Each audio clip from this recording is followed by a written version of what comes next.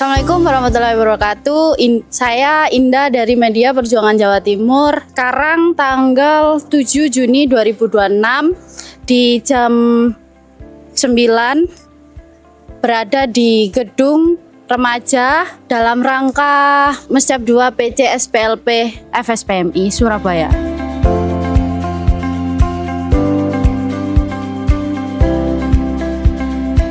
Muscap atau Musyawarah Cabang adalah forum pemegang kekuasaan tertinggi organisasi di tingkat cabang yang berwenang mengambil keputusan-keputusan penting dan mendasar untuk menetapkan keberadaannya.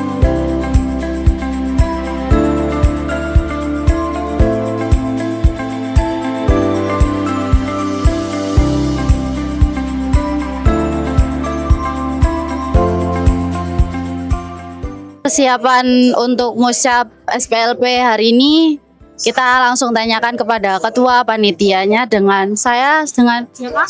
Saya ketua panitia Mas Guri. Untuk persiapan kita lakukan dari bulan akhir April. Kita persiapkan yang pertama awalnya kita jadwalkan tanggal 10 Mei karena ada kendala dari pengurusan panitia karena kebetulan ada sedikit halangan soal bersamanya Muscap dari Gresik. Jadi kita mengefektifkan waktu dari pusat, pengurus pusat supaya dibarengkan, bersamakan sama PC Gresik.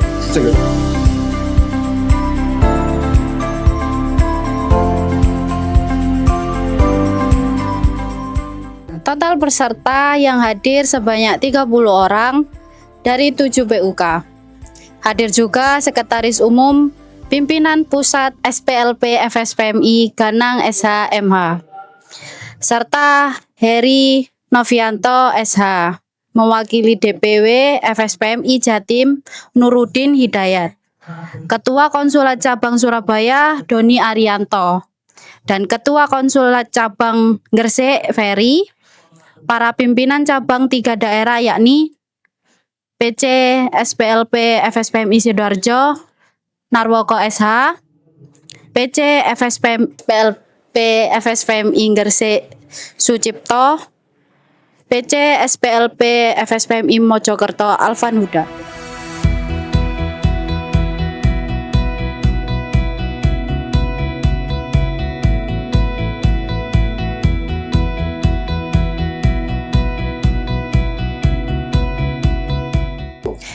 Pada pembukaan musyawarah cabang ini, mewakili DPW FSPMI Jatim Nurudin Hidayat dalam sambutannya menyampaikan tentang politik dan partai buruh.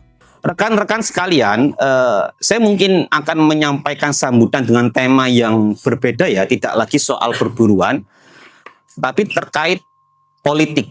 Saya ingin mengingatkan cita-cita kita yang kita sepakati pada saat Kongres tahun 2021. Saya masih ingat kalau nggak salah pada pasal 10 ayat 11 anggaran dasarnya SPMI menjadikan organisasi ini membidangi lahirnya partai politik buruh. Kemudian pada saat Rapim di Bogor kalau nggak salah, saya lupa tahun berapa, disepakati pula perubahan klausul pada ayat tersebut sehingga menjadi membidani lahirnya partai buruh, spesifik membidani lahirnya partai buruh. Secara struktural mungkin saya saat ini tidak punya jabatan di partai buruh karena untuk faktor mempermudah pada verifikasi administrasi, sehingga saya harus diganti dari Sekretaris Exco Provinsi Jawa Timur. Diganti salah satunya perempuan, kawan-kawan. Kemudian kita semua masih ingat ada gium yang sering kita teriakan pada saat aksi-aksi demonstrasi. Buruh bersatu tak bisa dikalahkan, buruh berkuasa, rakyat sejahtera. Saya memaknai manifestasi dari Adagium itu adalah lahirnya partai politik buruh, lahirnya partai buruh sebagai kendaraan untuk merebut kekuasaan tersebut. Kawan-kawan, yang saya pahami untuk merebut kekuasaan ada dua jalur. Yang pertama secara konfrontasi melalui revolusi, yang kedua secara konstitusional melalui ajang-ajang demokrasi atau pemilu. Secara realita tentu nggak mungkin lah ada revolusi. Orang belanya anggota sing PHK babak belur kok kita. Wong kita memperjuangkan revisi Undang-Undang Cipta Kerja pun juga babak belur. Memperjuangkan revisi yang kemarin baru keluar Permenaker terkait outsourcing pun juga sampai sekarang belum berhasil, harap revolusi.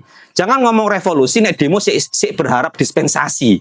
Si kepingin, si wedi gak dibayar, wedi kena SP. Jangan ngomong revolusi. Maka secara realistis, manifestasi untuk merebut kekuasaan, manifestasi adagium buruh berkuasa rakyat sejahtera untuk merebut kekuasaan itu secara konstitusional melalui kendaraan partai politik yang saat ini telah lahir Partai Buruh.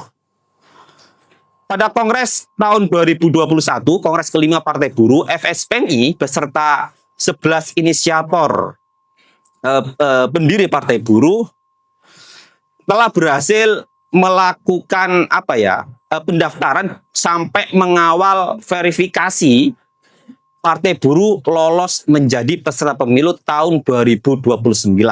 Memang secara hasil di Jawa Timur, termasuk di Surabaya, masih kurang beruntung. Tidak ada satupun calon dewan kita atau calon anggota legislatif kita di Jawa Timur yang lolos menjadi anggota dewan. Tapi kawan-kawan, sebagai partai yang baru, hasil pemilu kemarin pun juga nggak jelek-jelek amat kok.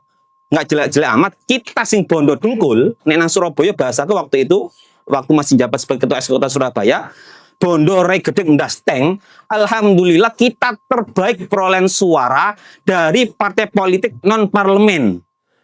Itu capaian yang luar biasa. 0 rupiah. Yo nggak 0 amat sih, mesti bondo lah ya. Kayak tuku kopi, cetak banner, kayak tuku bensin. Tetapi kita tanpa money politik, alhamdulillah hasil suara ESKO, hasil suara Partai Buruh di Kota Surabaya pada pemilu tahun 2029, kita terbaik di antara seluruh partai politik non-parlemen, kawan-kawan. Itu yang pertama. Tapi untuk menuju ke sana, kawan-kawan, kita perlu tahapan yang harus kita lalui. Pra pencoblosan, hari H pencoblosan, dan juga pasca pencoblosan. Pra pencoblosan sendiri pun, ini ada tahapan yang harus kita perjuangkan dengan kerja-kerja kolektif. Apa itu? Meloloskan Partai Buruh menjadi peserta pemilu. Omong kosong kita bercita-cita menghapus outsourcing. Omong kosong kita bercita-cita dengan kekuasaan akan meningkatkan kenaikan upah tanpa partai kita ini menjadi peserta pemilu. Nek gawe partai, insya Allah gampang. Selama DWADART dicatat nang Kemenkum selesai berdiri partai politik. Tapi belum tentu partai politik itu lolos verifikasi menjadi peserta pemilu, kawan-kawan. Jadi saat ini sudah masuk tahapan persiapan untuk verifikasi. Yang pertama mencari anggota. Untuk Surabaya, standar atau target KPU itu sekurang-kurangnya 1.000 keanggotaan Partai Buruh di Kota Surabaya. Karena penduduk Kota Surabaya lebih dari 1 juta, maka minimal anggota Partai Buruh di Surabaya 1.000 untuk lolos verifikasi. Tetapi dari SU Pusat kita ditargetkan minimal 2.000. Jadi ono cadangannya, ono separe 1.000, minimal 2.000. Cilakanya kawan-kawan, kita dibebani keanggotaan yang diakui dalam tanda kutip. Terakhir kemarin verifikasi tahun 2000 untuk pemilu tahun 2019. Tahun 2024, keanggotaan kita di Partai Buruh terakhir saya cek tadi di Semata 3.500. Tetapi kita dibebani mencari anggota baru yang tercatat per 1 Januari tahun 2025. Yang saat ini masih dapat 190-an. Artinya apa? Kalau menurut target dari SU Pusat, kita masih kurang 1.800 sekian anggota untuk Partai Buruh. Ini di luar anggota yang kemarin tercatat pada saat pemilu tahun 2021. Tentu ini tantangan berat untuk SK Kota Surabaya karena untuk SPMI keanggotaan wis tercatat untuk keanggotaan periode lalu tahun 2021. Artinya kita harus mencari anggota baru di luar SPMI, kawan-kawan. Nah, ini butuh kerja-kerja kolektif, butuh kerja-kerja seluruh pihak dari mulai KC, PC, PUK, anggota biasa, termasuk juga pilar-pilar organisasi SPMI, kawan-kawan. Tapi jangan khawatir, 3.500 anggota yang telah kita kumpulkan untuk pemilu tahun lalu bukan nggak diakui sama sekali, tetapi saya melihat teman-teman SK Pusat mau mencari amannya gitu loh. Mau mencari amannya, kita diminta untuk rekrutmen anggota baru. Itu selain verifikasi. Kemudian pada saat masuk pemilu, kawan-kawan, ada 3 tahap yang harus kita lalui bagi partai politik baru. Pertama, popularitas. Kedua, akseptabilitas. Ketiga, elektabilitas. Apa popularitas? Keterkenalan. Ini sebelum perang pada hari H, kita harus mengenalkan partai buruh. Ngapunten untuk panitia dan juga kawan-kawan PCSPLP Kota Surabaya, saya melihat kok gak ono atribut partai buruh pada saat muscap hari ini. Itu salah satu media untuk mengenalkan bahwa partai buruh itu ada, kawan-kawan. Saya hampir setiap hari, karena yo kancen duwe kaos partai buruh sik wake nang Pak ya. Hampir setiap hari saya selalu memakai kaos partai buruh. Secara nggak langsung saya ingin mengenalkan, oh partai buruh itu ada loh, kawan-kawan. Itu tahap pertama, popularitas, mengenalkan bahwa partai buruh itu ada. Tahap kedua apa? Akseptabilitas. Tingkat keterimaan, diterima nggak? Setelah mengenal ada partai buruh, kemudian oh ternyata visi misinya masuk nih, isu yang diperjuangkan masuk nih, dapat diterima oleh konstituen atau masyarakat. Baru hari hanya, kawan-kawan, pada saat hari pencoblosan, elektabilitas, keterpilihan, setelah dikenal, diterima, apakah pada saat hari pencoblosan dipilih? Belum tentu juga. Ngenes juga cerita Bang Mail pada saat pemilu kemarin. Yo, kampanye luar biasa, bantu tonggo-tonggoe kena sembako sampai duit piro, Bang. Ketua RT ini pamitan sepurane Pak Mail, ono sing ngekei bungkisan selesai. Jadi belum tentu juga, kawan-kawan. Kita partai baru, ada kerja-kerja yang harus kita lalui, tentu lebih berat daripada partai yang saat ini sudah duduk di parlemen. Contoh partai besar PDI atau Golkar. Nggak perlu dia mengenalkan, semua orang harus ngerti. Partai merah pasti pikirannya PDIP. Partai kuning pikirannya pasti Golkar. Beda dengan kita harus mengenalkan. Ngenalin sih, wae. Kasih tahu bahwa oh ternyata ada bahwa partai buruh. Salah satu medianya apa? Pasang-pasang atribut partai buruh. Bendera, logo, apapun itu, kawan-kawan. Baru berikutnya di forum-forum diskusi kita sampaikan visi misi isu perjuangan partai buruh sehingga dapat diterima pada saat hari hanya elektabilitas, keterpilihan, kawan-kawan. Jadi itu saya ingin mengingatkan kita semua, ini konsekuensi kita sebagai anggota SPMI. Ini konsekuensi kita kalau ingin merebut kekuasaan. Yang paling realistis adalah melalui jalur konstitusional, yaitu momentum pemilu, kawan-kawan. Momentum pemilu. Kalau ingin memanifestasikan adagium buruh berkuasa rakyat sejahtera melalui jalur politik, kendaraannya partai buruh. Berikutnya, kawan-kawan, selamat datang Pak Ketua KC Surabaya. Ngapunten tak disi irek. Tapi misalnya konco-konco Surabaya apalah ya. Nek ngundang Pak KC ki di atas jam 10 siang baru iso. Jadi Bang Mail salat duha.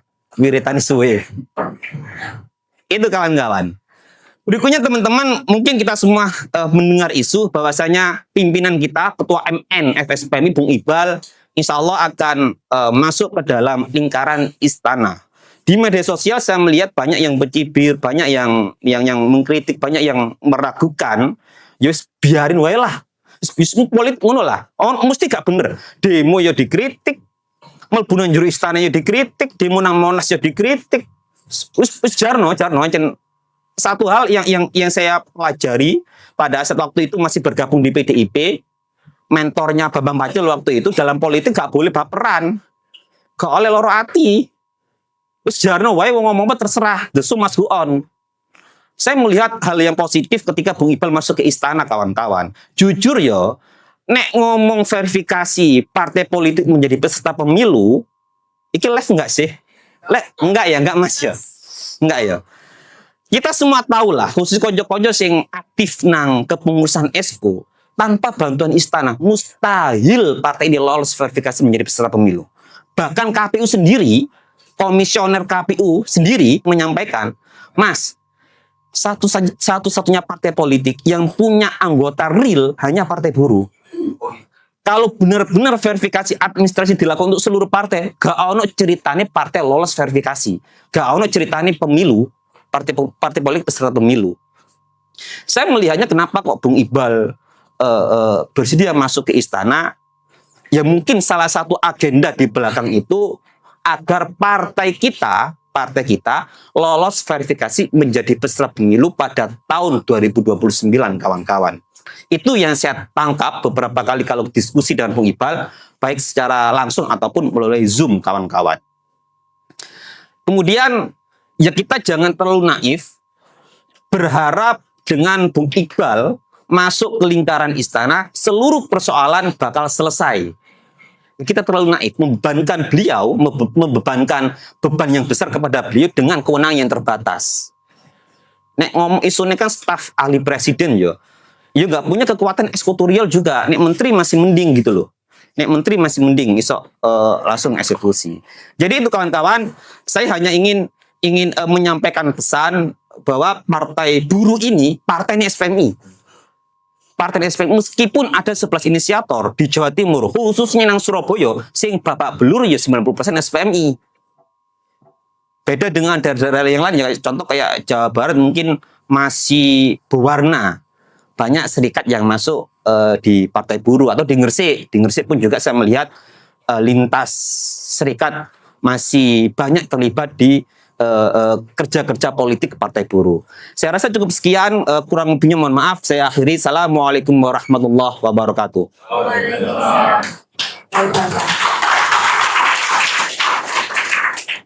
Ketua PC SPLP Kota Surabaya, Ismail, dalam sambutannya juga menjelaskan perihal tema Muscap kali ini, yaitu bersinergi, membangkitkan solidaritas dan integritas.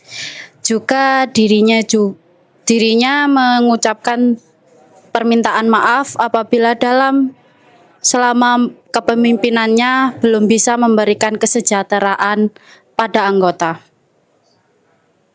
Semoga dan siapapun ketuanya dan pengurusnya SPLP Kota Surabaya mampu membangkitkan semangat bersolidaritas kawan-kawan dan mencapai kesejahteraan untuk anggotanya dan untuk buruh se-Jawa Timur. Logam tetap berada di kisaran kompak bisa kuat, kuat bisa hebat. Saya berharap pengurus dan ketuanya mampu mempertahankan dan merealisasikan moto kita tersebut. Tak banyak yang ingin saya sampaikan di sini. Saya selaku mantan ketua PCSPL, SPL apa SPLP sih? Kayaknya aku SPL yo. Mantan ketua PCSPL Kota Surabaya. Iya. Sangat berharap sekali bersinergi, membangkitkan solidaritas dan integritas. Aku durung yakin ketua ero artine apa enggak. Lah sih, kayak aku sing ngarang gare kan iku. Cek ketok pantes didik, cek duwe kenang-kenangan ono PCSPL sing ngarang iku. Di situ disebutkan solidaritas.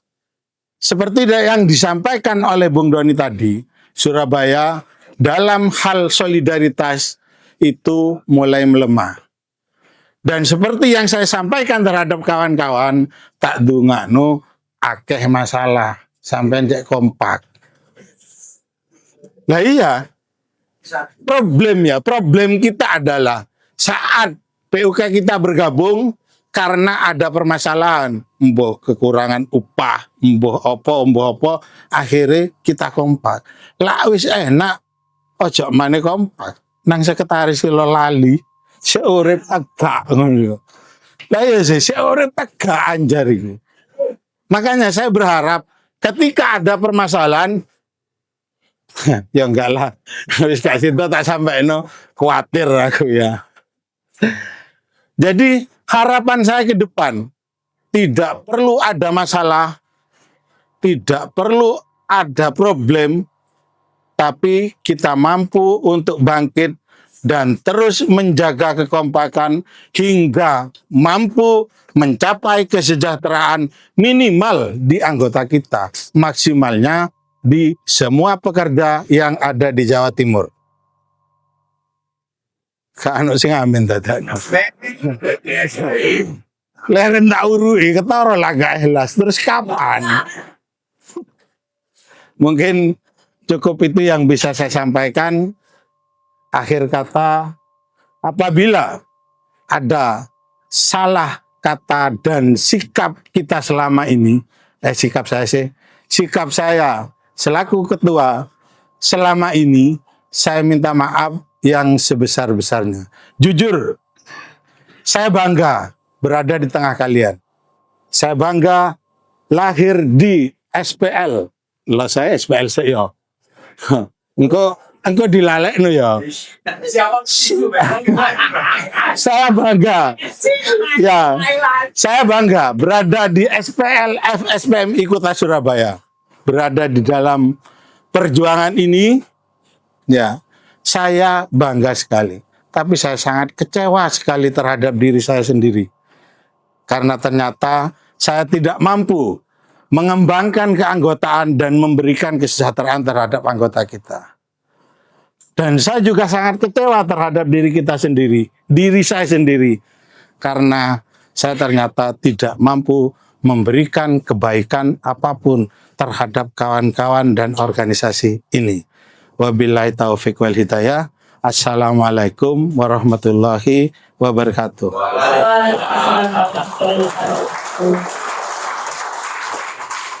Terima kasih kepada Bapak Ismail. Sementara Ketua Konsulat Cabang FSPMI Surabaya, Doni Arianto dalam sambutannya menekankan tentang pentingnya aksi dalam setiap penanganan kasus. Begitu luar biasa. Yang terpenting adalah jaga kekompakan.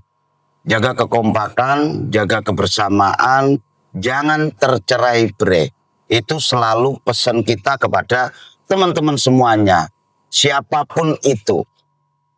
Organisasi kita sudah mulai sedikit demi sedikit terkikis ya. Tetapi tidak menyurutkan kita.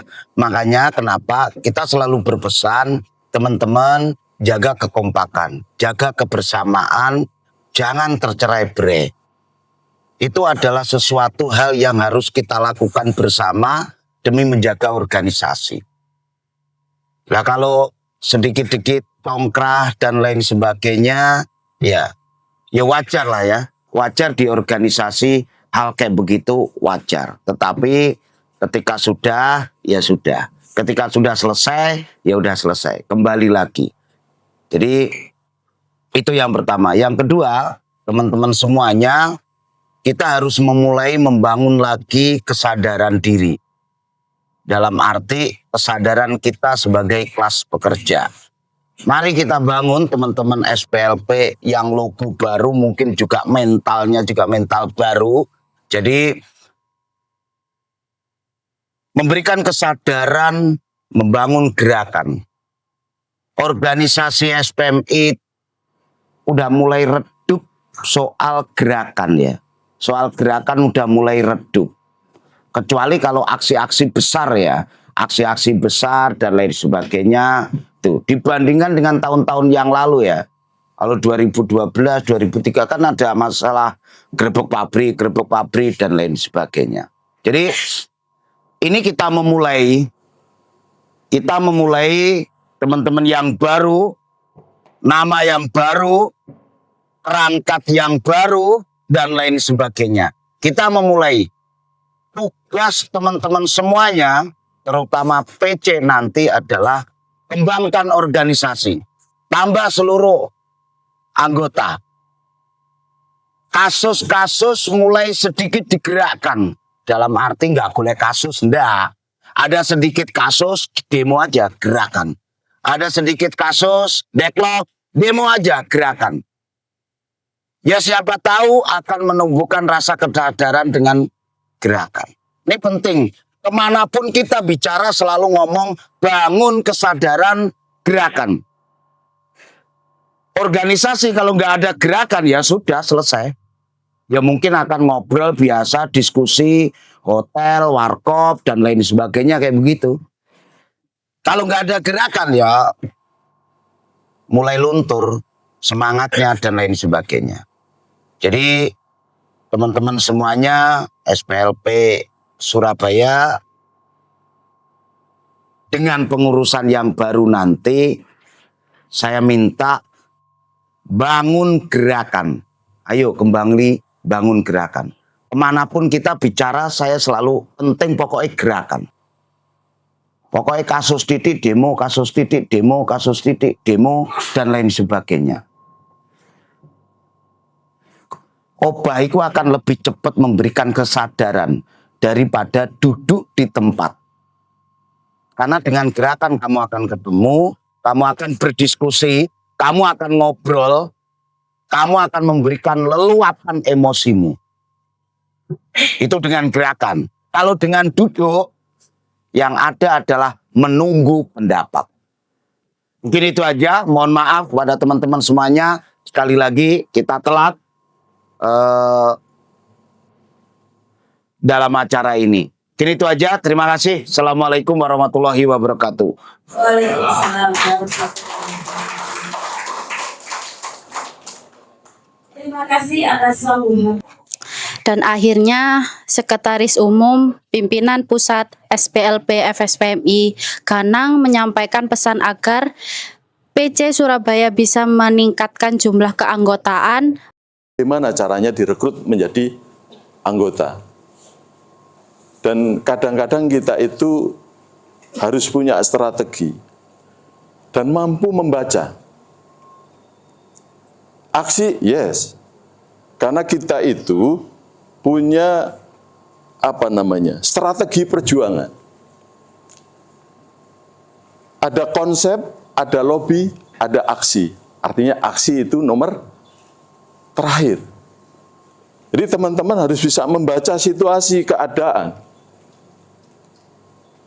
Kalaulah waktu yang lalu ada penurunan jumlah PUK, ada penurunan jumlah anggota, yuk kita coba, kalau bahasanya saya itu metani, apa sih penyebabnya apa? Oh penyebabnya adalah karena pabriknya tutup.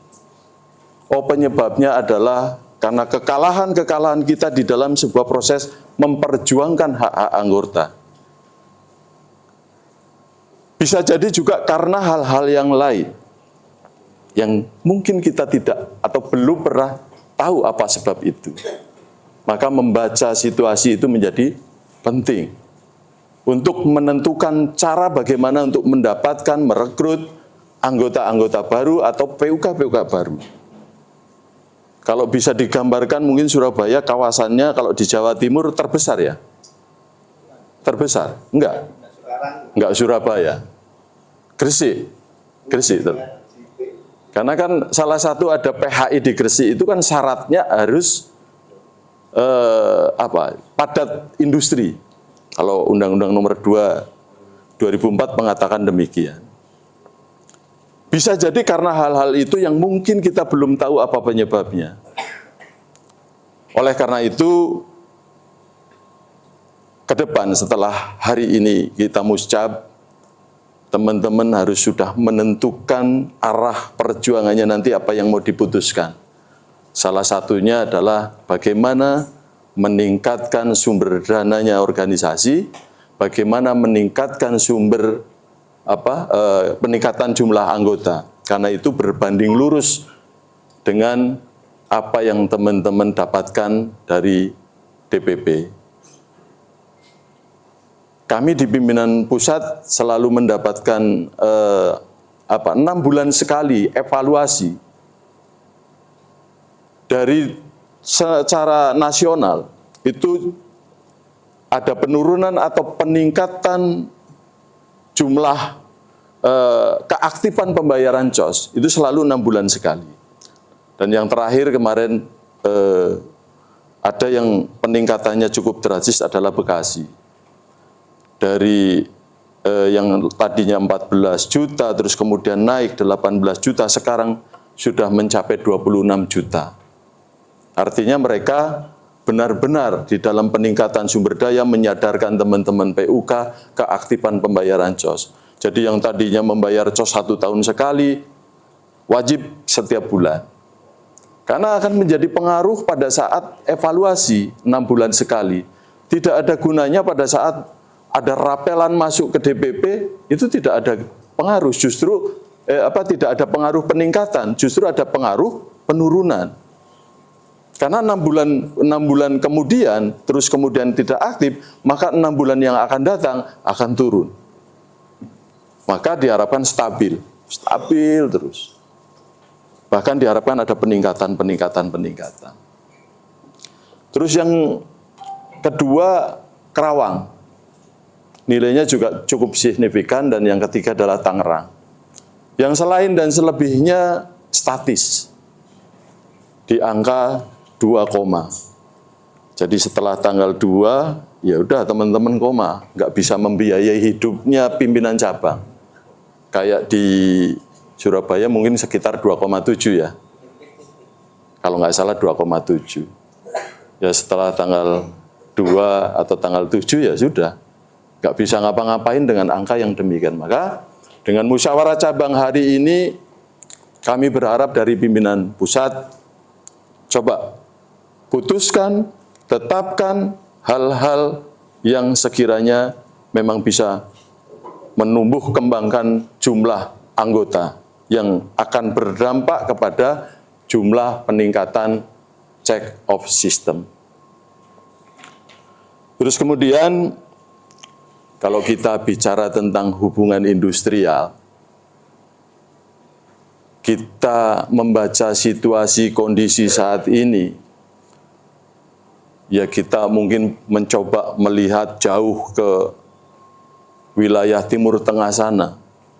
Konflik antara Amerika dengan Iran, Israel, kemudian Selat Hormuz itu ditutup, yang berdampak tentunya kepada ekonomi dunia, wabil khususnya di Indonesia. Ini juga harus perlu diwaspadai, karena pengusaha akan punya alasan. Pengusaha akan punya alasan untuk apa? Untuk melakukan pemutusan hubungan kerja dengan alasan efisiensi. Untuk mencegah kerugian.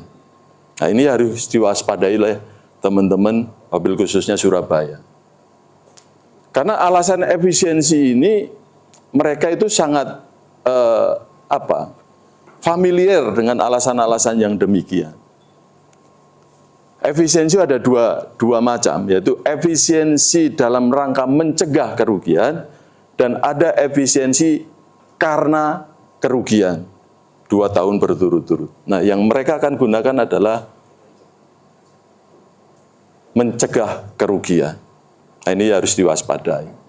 Terus yang kedua, munculnya Permenaker nomor 7 tahun 2026. Yang waktu yang lalu kita sudah menentang, menolak, dan meminta untuk direvisi. Ini juga tantangan bagi kita semua. Betul memang bahwa ada pembatasan, tapi dalam pembatasannya itu ternyata itu juga menimbulkan pembatasan yang tidak terbatas. Jadi membatasi tetapi tidak terbatas. Ini persoalan bagi kita. Tidak ada masa depan anak-anak kita nantinya untuk menjadi pekerja tetap. Kalaulah harus menjadi pekerja tetapnya outsourcing. Yang kita tahu, outsourcing itu tidak punya aset.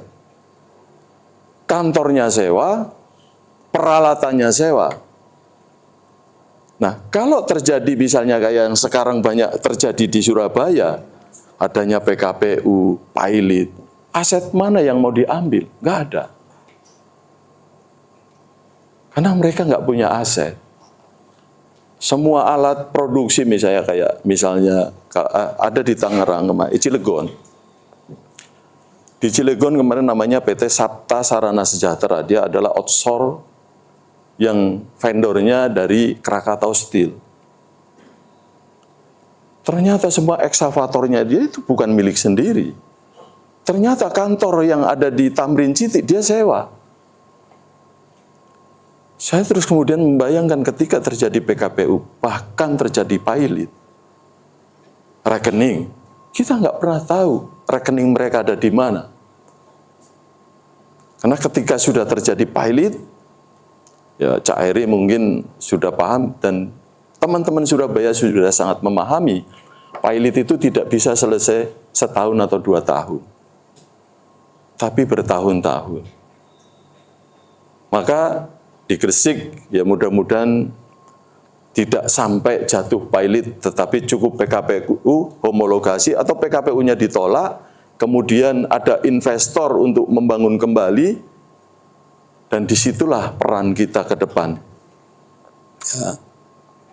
Maka mungkin pesan dari pimpinan pusat, selain tadi konsep lobby dan aksi, ketika ada kondisi-kondisi yang mungkin memang harus kita lakukan, saya mengambil falsafah Jawa. Ngeluruk tanpa bolo, digdoyo tanpa aji, menang tanpa ngasorake. Ini sebenarnya kalau ngomongin konsep lobby dan aksi. Jadi yang dilakukan terlebih dahulu ya meluruk tanpa bolo, bagaimana teman-teman bisa memposisikan dengan manajemen, dengan perusahaan, berkomunikasi dengan baik. Digdoyo tanpa aji, kita itu nggak punya kekuatan. Tetapi pada saat kita bertemu dengan manajemen, posisikan kita itu sebagai pimpinan cabang. Contoh misalnya, bahwa pada saat ada masalah di tingkat PUK, baik masalah dengan perusahaan, masalah internal, pimpinan cabang wajib segera untuk menindaklanjuti kunjungan atau mungkin memanggil atau seperti apa. Datang, terus untuk memberikan pemahaman dan sebagainya dan sebagainya. Kalau pengalaman saya dulu, jadi belum terjadi masalah, kita kunjungan kerja ke perusahaan, ketemu dengan PUK, ketemu dengan pimpinan perusahaan, sehingga tidak ada dusta di antara kita. Dan kadang-kadang kita harus mempromosikan hal-hal yang baiknya. Karena ternyata mereka itu, pandangan terhadap kita, bukan hanya ngomong SPLP, yang dilihat mereka adalah FSPMI-nya, yang katanya tukang demo, tukang aksi. Iya, betul, karena itu bagian dari konsepnya FSPMI, pergerakan. Tetapi pada saat pimpinan cabang harus menjelaskan kepada pimpinan perusahaan, dalam konsep kunjungan kerja, itu yang harus diberikan pemahaman, dan cerita tentang rumah kita, cerita tentang tujuan kita, termasuk politiknya kita, itu harus diceritakan. Tapi dengan cara yang elegan. Itu. Digdoyo tanpa aji, menang tanpa ngasorake. Jadi, ketika kita minta sesuatu itu, syukur-syukur dia itu kayak orang dicubit, tapi dia nggak terasa dicubit. Bahkan kalau ngomong PKB, saya itu dulu itu selalu tanpa berunding, tapi hasil sebanding. Itu slogannya. Jadi tidak perlu, kalau kita itu berunding itu sering kali ya gontok-gontokan, tapi kalau kita adu konsep, tanpa berunding hasil sebanding, tukar-tukaran konsep saja. Dan itu teman-teman ngumpul dan membuahkan hasil-hasil yang cemerlang. Dan itu mungkin yang disampaikan oleh pimpinan pusat untuk teman-teman SPLP Surabaya. Dan sebelum kami membuka acara Muscap 2 ini, kami juga ingin berpesan kepada teman-teman dalam bentuk cerita. Dan ini untuk internal SPLP, Wabil khusus untuk Surabaya. Silahkan nanti teman-teman terjemahkan cerita saya ini di dalam konteks keorganisasian. Jadi ceritanya ada 2 orang cantrik, tahu ya cantrik, dan 1 orang begawan. Suatu ketika 2 orang cantrik ini bertemu dan berdiskusi tentang buah kelapa. Cantrik yang satu bilang bahwa buah kelapa itu warnanya hijau. Cantrik yang kedua bilang bahwa, oh tidak, buah kelapa itu warnanya merah. Perbedaan itulah sehingga mereka menjadi gontok-gontokan, bahkan sampai tonjok-tonjokan, berantem, nggak kelar-kelar. Dan akhirnya sang begawan datang, karena melihat cantrik-cantriknya ini berdebat nggak selesai tentang buah kelapa. Dan sang begawan ini kemudian memanggil 2 orang cantrik itu, pendapatnya si cantrik 1 buah kelapa merah, pendapatnya yang cantrik 1 buah kelapa itu warna hijau, sehingga si cantrik-cantrik ini, silahkan kamu ambil buah kelapa itu dan bawa ke sini. Dan benar, mereka bawa yang sesuai persepsinya mereka. Ada kelapa hijau dan ada kelapa merah. Dan kemudian sang begawan hanya dengan kata bijaknya, silahkan kamu belah buah kelapa itu secara bersama-sama. Dan ternyata buah kelapa warnanya putih. Wah, ada buah kelapa warna batrok itu, masih kulit. Artinya yang diperdebatkan tadi adalah kulitnya. Dan sejatinya buah kelapa itu warnanya putih. Sehingga dari cerita itu silahkan diterjemahkan dalam konteks organisasi kita. Boleh, bermusyawarah kita berbeda pendapat boleh. Berbeda pendapatan juga boleh. Ya, tapi berbeda pendapat boleh, silahkan. Gontok-gontokan nggak apa.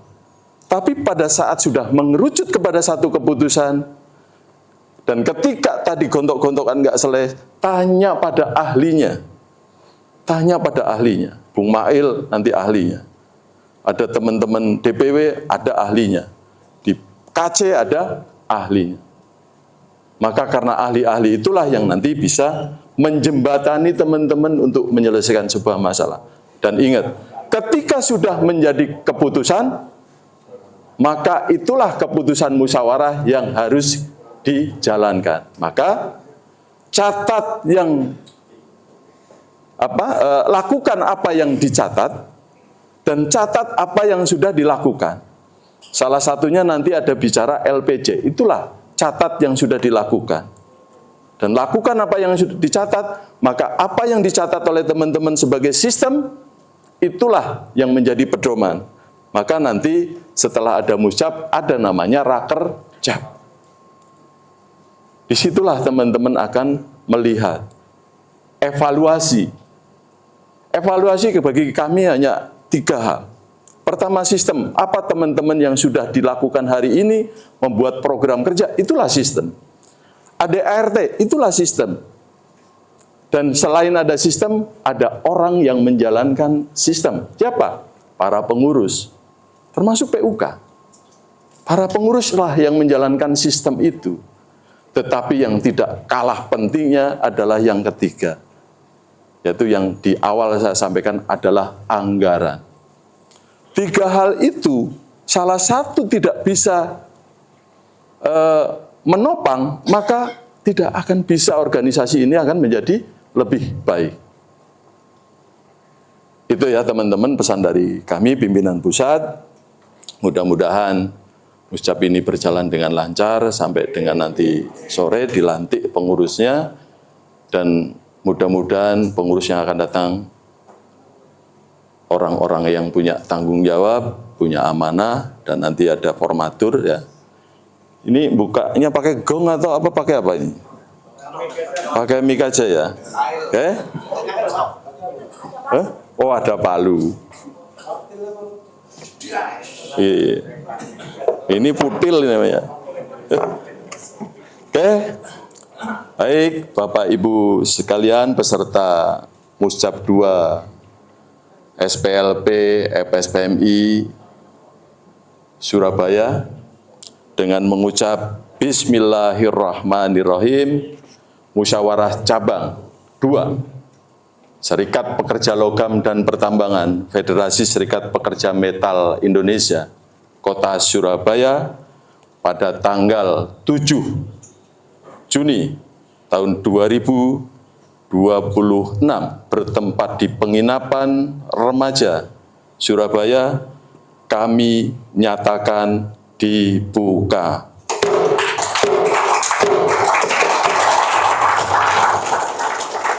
Terima kasih. Ihdinas siratal mustaqim. Billahi taufiq wal hidayah. Assalamualaikum warahmatullahi wabarakatuh. Waalaikumsalam warahmatullahi wabarakatuh. Baik kawan-kawan, demikian dari acara pembukaan Muscap 2 PC SPLP FSPMI di Kota Surabaya, dan kita akan lanjutkan nanti proses sidang paripurna dan dalam rangka penentuan ketua dan program kerja. Terima kasih, saya Indah Media Perjuangan Jatim melaporkan dari penginapan remaja Surabaya.